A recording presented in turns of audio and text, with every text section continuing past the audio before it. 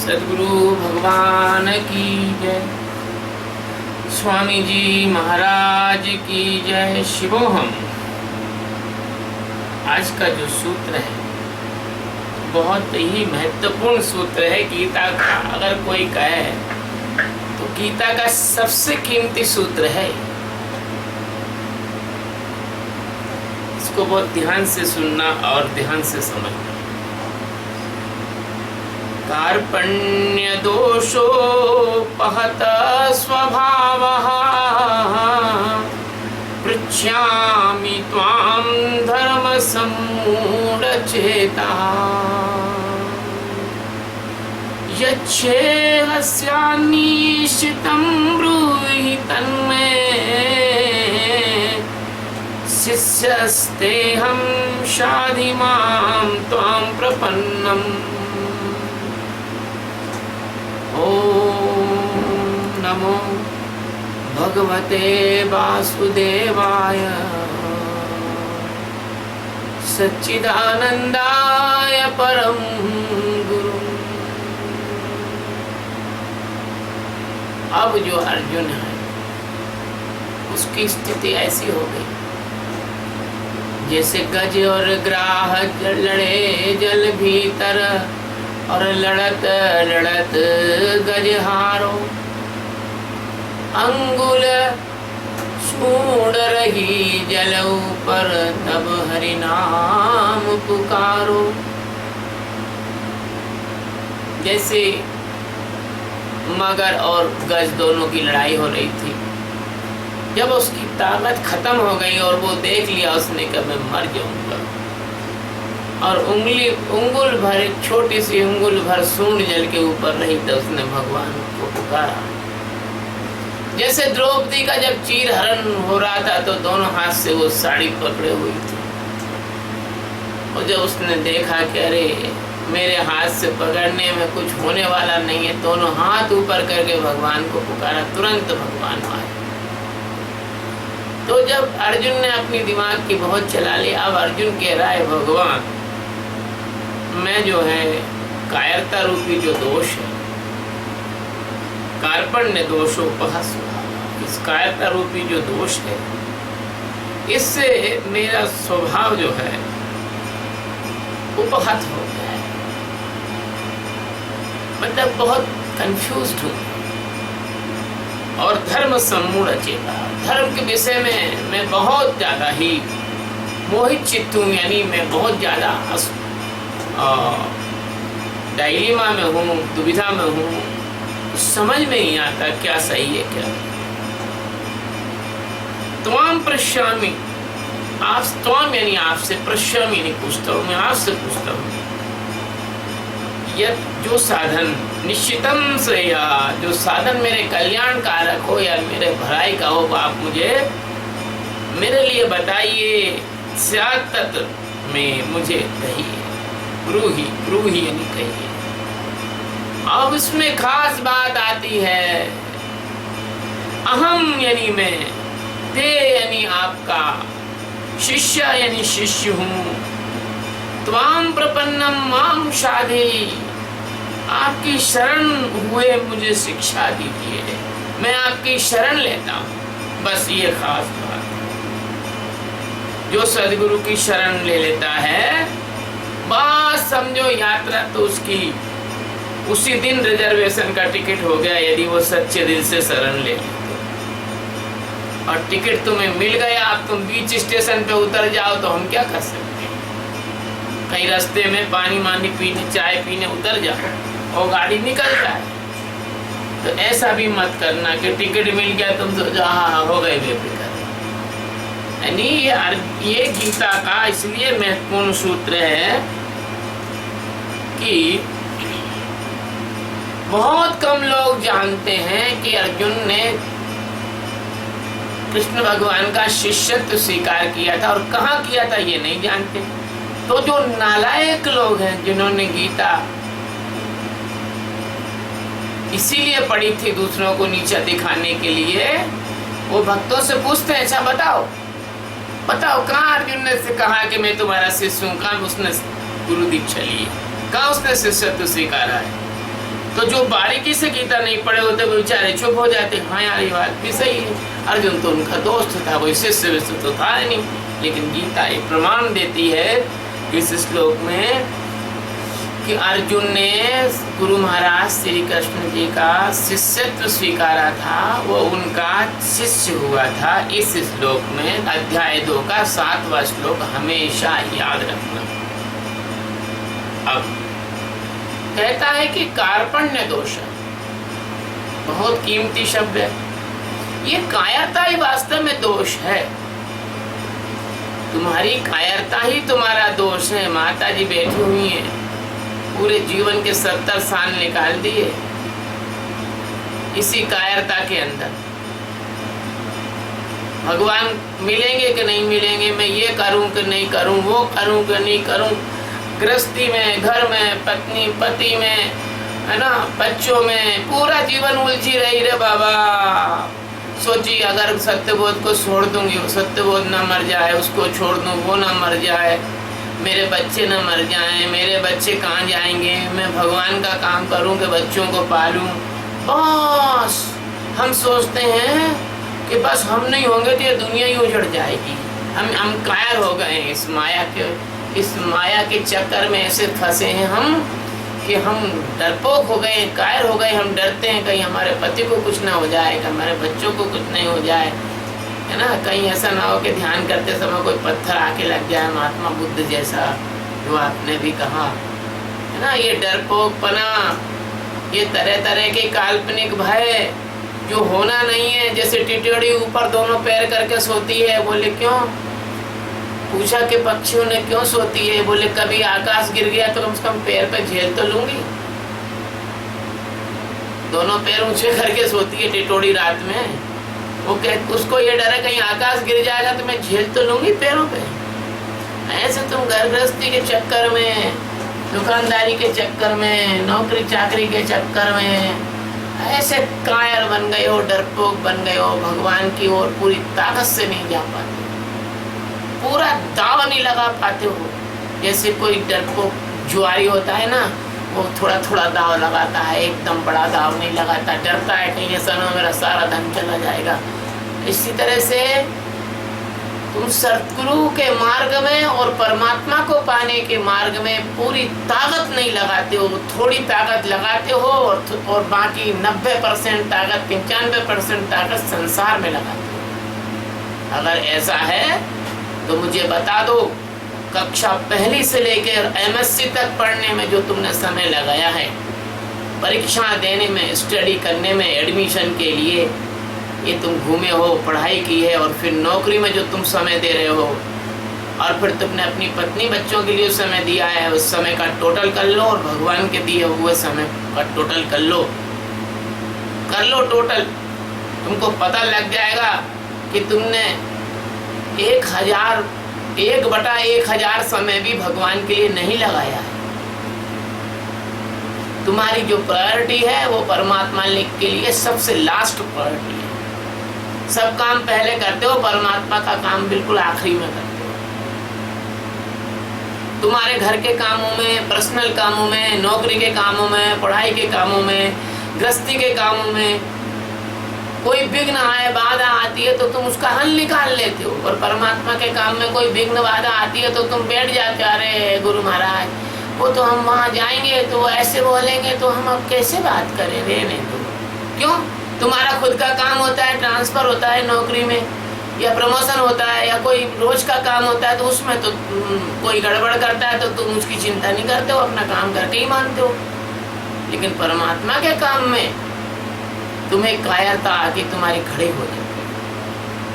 तो कार्पण्य दोषोपह स्वभावः, भगवान श्री कृष्ण से अर्जुन कहता है कि मेरा यह जो स्वभाव है अपहत हो चुका है, मेरे जो अंदर का जो मेरा मौजूदगी है, मेरा स्वभाव, मेरा अस्तित्व ऐसा लगता है ढक गया है, मुझे कुछ समझ में नहीं आ रहा है ना।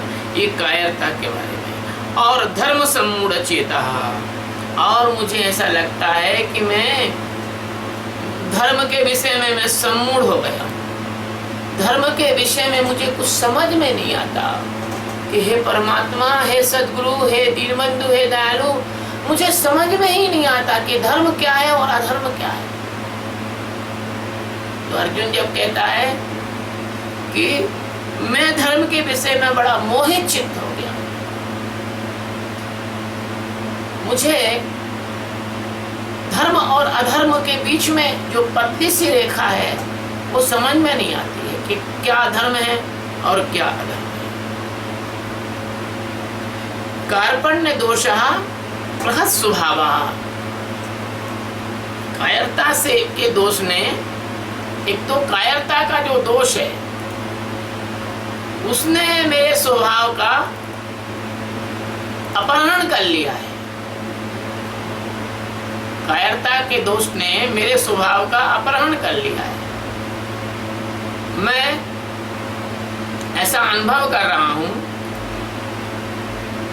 मुझे ऐसा लगता है कि मुझे इतना ज्यादा कायरता ने घेर लिया है कि मैं अस्तित्व जो है अपना, जो परमात्मा है, उस परमात्मा को जानने की स्थिति में ही नहीं हूं। और धर्म सम्मूढ़ चेतः, और मैं क्या करूं, किस विधि से परमात्मा को पाऊं, किस विधि से मैं जीवन में अंतर यात्रा में चलूं, इस बारे में भी मैं बहुत ज्यादा कंफ्यूज्ड हूं, बहुत ज्यादा जो है दुविधा में हूं। इसलिए हे प्रभु, मैं आपसे पूछता हूं। अब मैं आपसे पूछता हूं तो मैं आपसे इस नाते नहीं पूछ रहा कि मैं आपका मित्र हूं, आपका सखा हूं, या आपके साथ दिया हूं, या आपका जो है मैं बहनोई भी हूं, इस नाते नहीं पूछ रहा हूं। तो मैं किस नाते पूछ रहा हूं? मैं पूछ रहा हूं एक शिष्य के नाते। मैं आपसे पूछ रहा हूं एक शिष्य के नाते कि मैं आपका शिष्यत्व स्वीकार करता हूं भगवान। मैं आपका जो शिष्यत्व है, मैं आपको अपना गुरु मानता हूं, मैं आपका शिष्यत्व स्वीकार करता हूं। अब मैं आपका शिष्य हूं, मैं आपका शिष्य हूं, और मुझे आप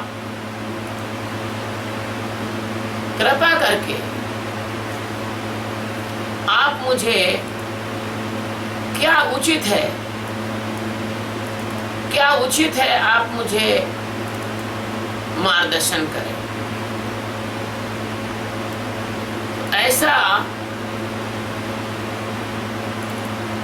ऐसा जब अर्जुन ने कहा कि अब क्या मेरे लिए वह कहिए जो कल्याणकारी है, जो उचित है, वो आप मेरे लिए कहिए।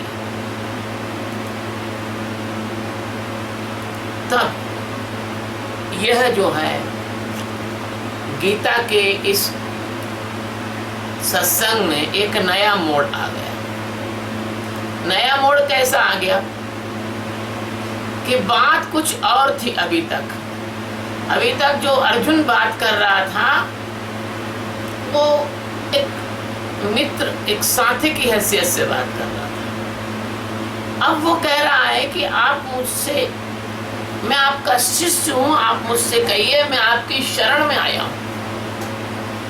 और जो शरण में आता है परमात्मा के, सदगुरु, तो सदगुरु चाहे कुछ भी हो जाए, अपनी जान देकर भी शरण में आए हुए व्यक्ति की रक्षा करते हैं और पूरी ताकत लगाते हैं कि उसको ज्ञान हो जाए, आत्म साक्षात्कार हो जाए और बोध हो जाए। कुछ भी हो जाए, चाहे सदगुरु को अपना प्राण देना पड़े, लेकिन सदगुरु प्राण दे देते हैं। और कभी भी सदगुरु अपना प्राण देकर भी, सदगुरु अपने प्राण देकर भी उस शिष्य का कल्याण करते हैं।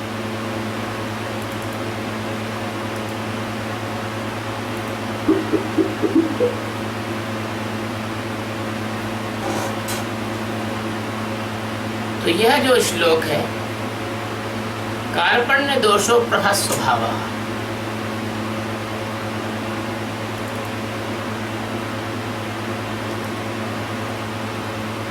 इस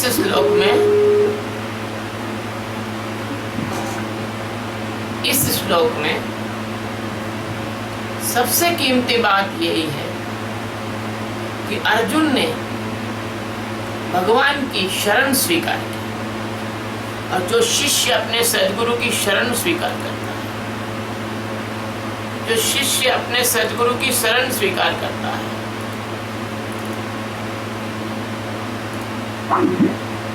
वह शिष्य अवश्य ही वह शिष्य जो है, जो भगवान सद्गुरु की शरण को स्वीकार करता है, उस शिष्य का अवश्य ही उद्धार होता है, उसका अवश्य ही कल्याण होता है। कई बार हम शब्दों से कह देते हैं, कई बार हम कह देते हैं कि हाँ हम शरण स्वीकार कर रहे हैं, लेकिन हम नहीं करते। हम शरण स्वीकार कर रहे हैं ऐसा हम बोल देते हैं सर, लेकिन हम शरण स्वीकार नहीं करते।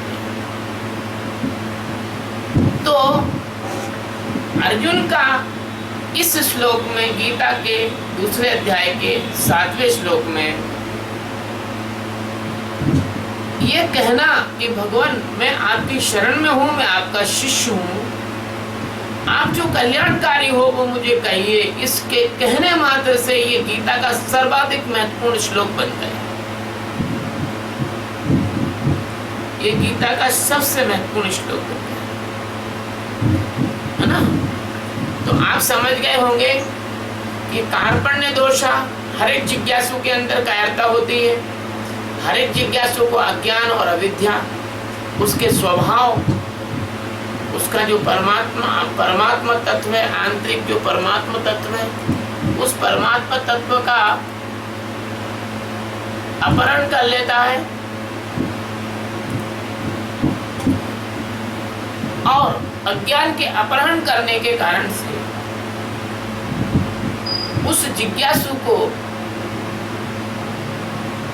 समझ नहीं होती कि मैं क्या करूं क्या ना करूं। वो धर्म सम्मूढ़ चेता हो जाता है, वो धर्म के प्रति उसके अंदर मूढ़ता आ जाती है, वो अधर्म को धर्म मानने लग जाता है और धर्म को अधर्म मानता है और अधर्म को धर्म मानता है, उल्टी बुद्धि हो जाती है उसकी।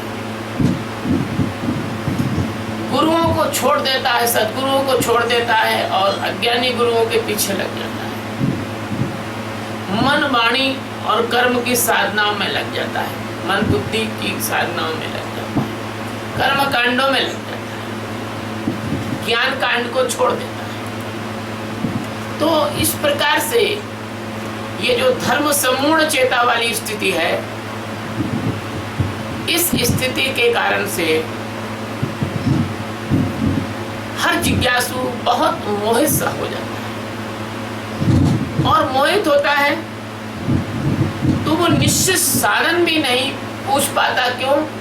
कि वो निश्चित साधन पूछने में उसकी कोई तैयारी इसलिए नहीं होती है कि माया के आकर्षण उसको इतना ज्यादा घेर लेते हैं, इतना ज्यादा घेर लेते हैं। माया के आकर्षण उसको इतना ज्यादा घेर लेते हैं जिज्ञासु को कि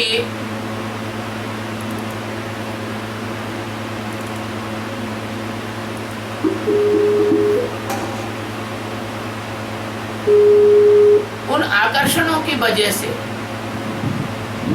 माया के आकर्षण उसको घेरते हैं, उन आकर्षणों की वजह से वो अपने सद्गुरु को सही तौर पर अपना गुरु और सही तौर पर वो सद्गुरु का शिष्य बनने में असमर्थ हो जाता है। वो नाम मात्र का शिष्य रह जाता है। इतना ज्यादा उसको धर्म सम्मूढ़ चेता यानी माया के आकर्षण घेरने से वह धर्म के मामले में सम्मूढ़ यानी मोहित चित्त का हो जाता है। उसको समझ में नहीं आता कि उसको क्या करना चाहिए और क्या नहीं करना चाहिए।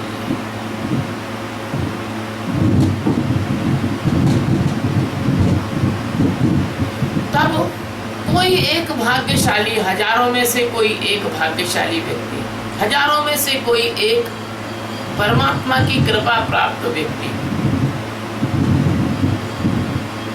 वो ये कहता है कि मैं आपकी शरण में हूं, और वो 100% परमात्मा सदगुरु की शरण में जाता है, और यहाँ से उसके जीवन के द्वार खुलते हैं, यहाँ से उसके जीवन के द्वार खुलते हैं।